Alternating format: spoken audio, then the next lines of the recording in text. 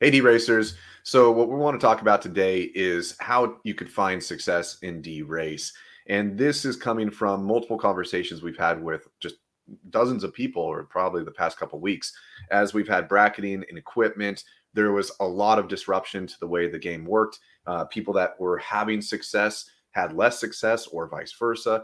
And then there was just a lot of, what do we do? This isn't working. My stable's broken. And just confusion, not sure what to happen with that. So we really wanted to talk about that today and cover some major points that is the reason for that.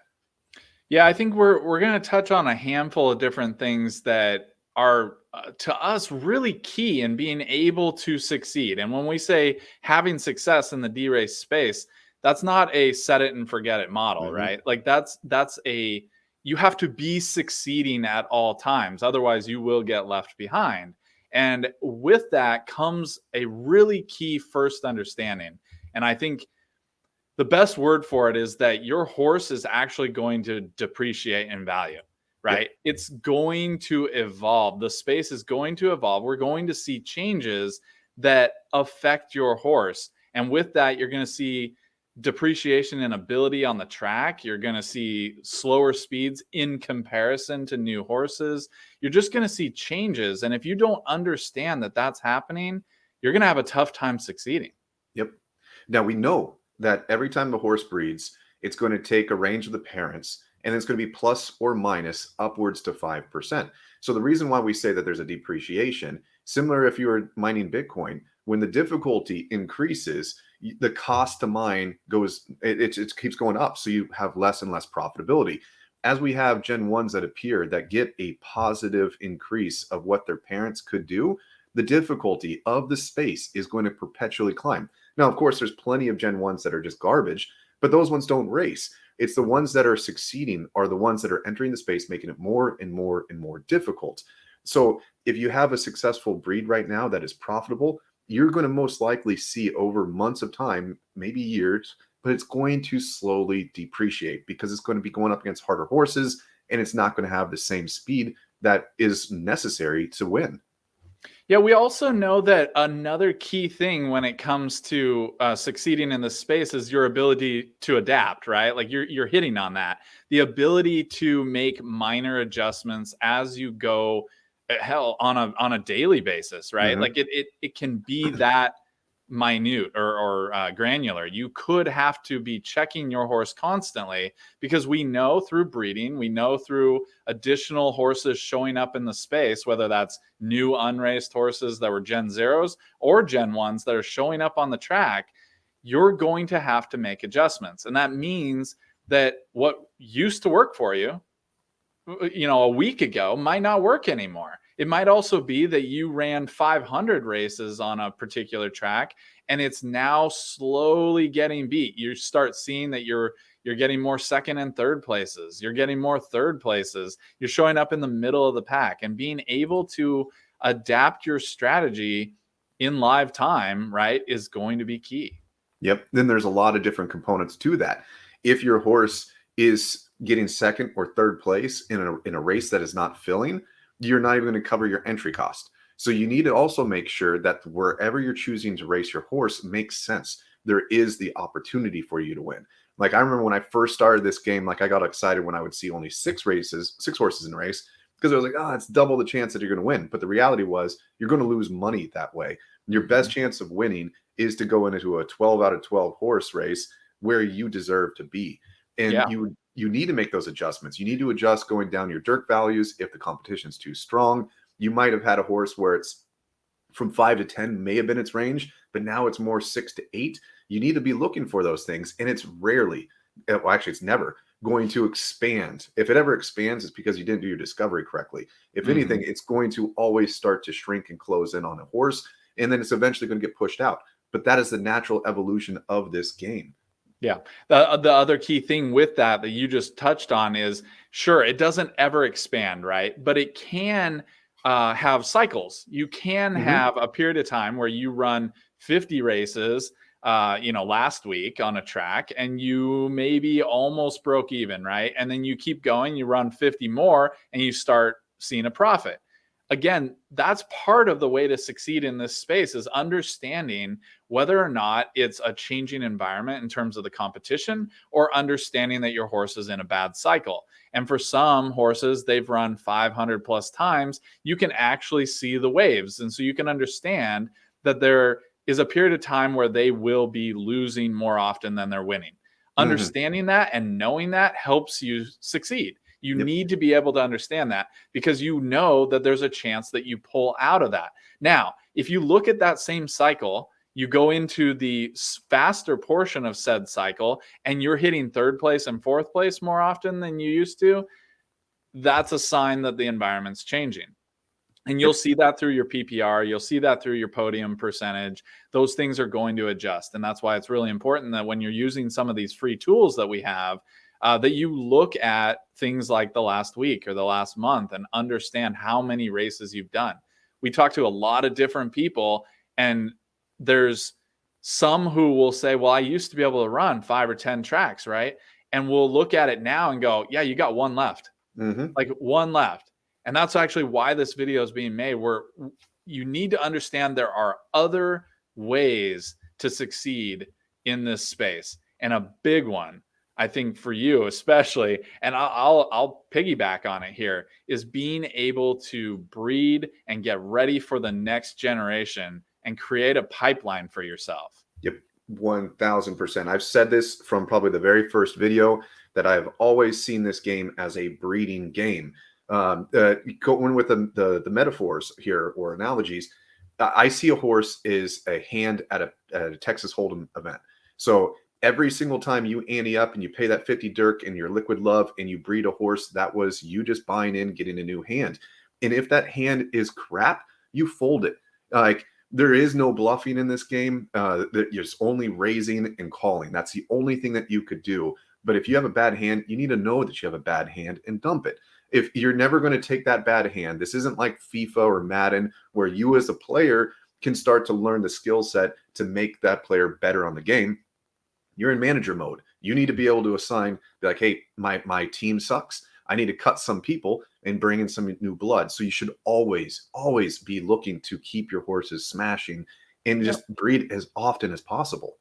Yeah, I think it's also important to understand that with that comes a certain amount of networking that's necessary. And we know that there's teams, we know that there's clubs that have formed, right? And if you're not a part of one, find one to get a part of, right? Or at least find yourself in the different Discords and Telegram groups, so that you can put your name out there, get people recognizing your horse's names, right? Because you need to, I alluded to kind of like having a sales pipeline, right? It's this Gen 1 pipeline that you're building. You need to be able to be the one that displaces your own horse from the track, right? You don't want to get railroaded by everyone else's horses pushing you out of the ability to earn. You need to be the one to do it to yourself, so you can piggyback your own, or jump over, leapfrog, let's say, over your own champion right now.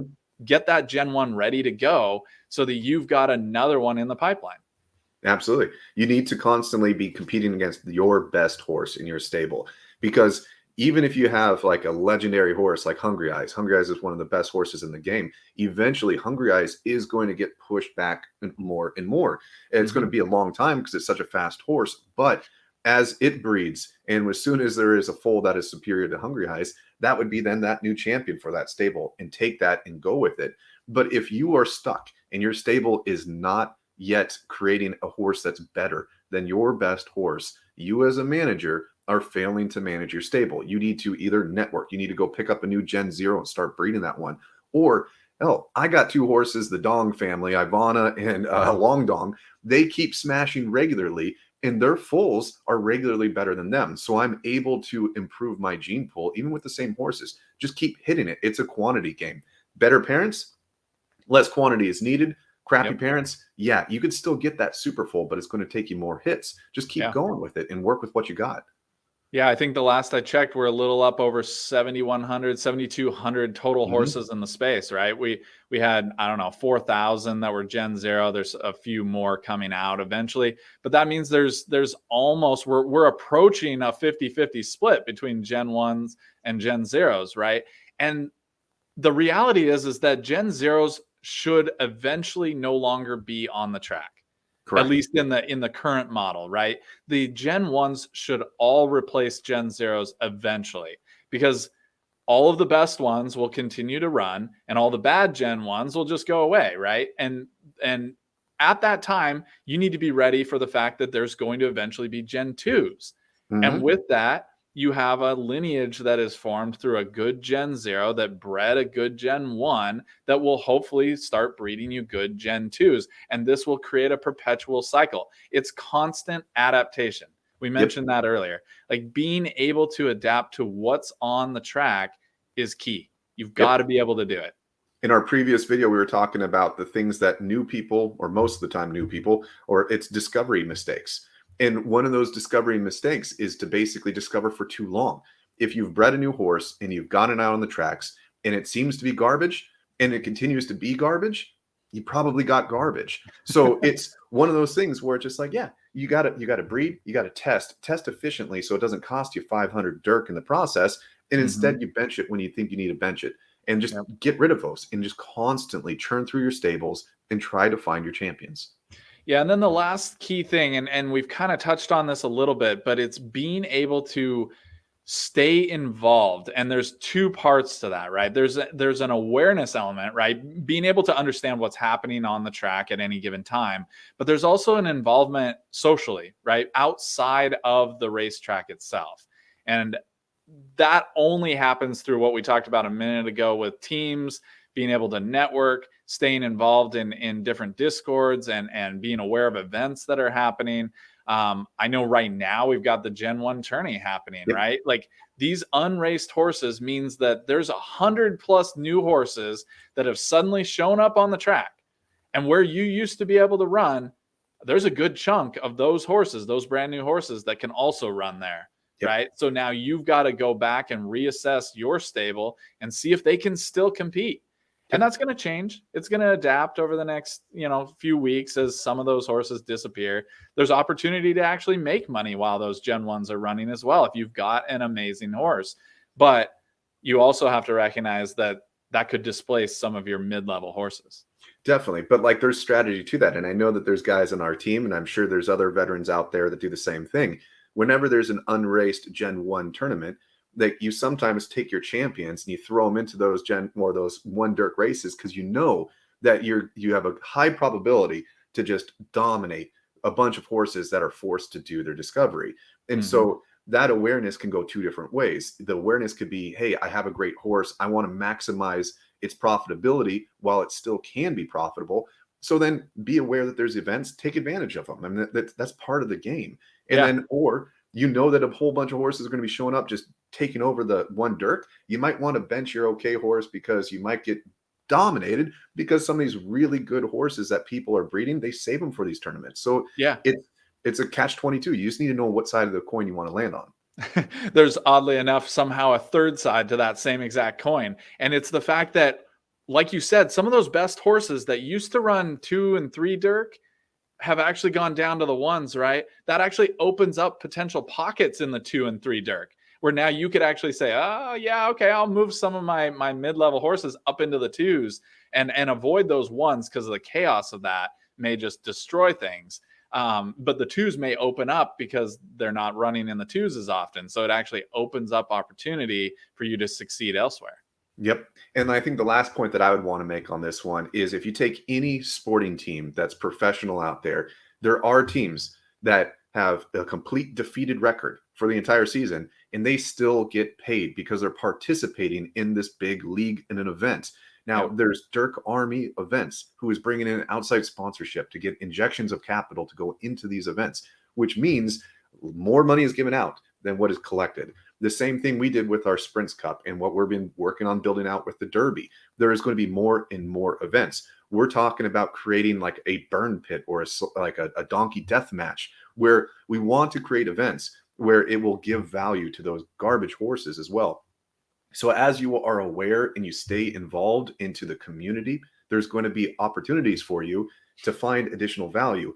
But just showing up on DeRace and just registering blindly, you're literally just taking a slot machine against an increasingly more difficult slot machine. So you're going to eventually lose if that's all you're engaged in. You are a player as a manager, not as the jockey here. So you guys got to think that way to have your best chance. Yeah, succeeding in DeRace is going to be going back to that idea that it's evolving, right? The space itself. I mean, we're still in beta. Mm-hmm. Being able to understand that the game is changing means that you have to stay involved, and it doesn't mean that you race, on 10 different tracks and blow all your dirt every day. It may be that your horse is only running one track right now, but keep your ear to the ground, like you said, right? Like, keep an understanding of what's happening, get involved in events where you could earn in a larger chunk a bit of your profits back, and stay involved, because the next twist in the evolution may be something that helps you succeed.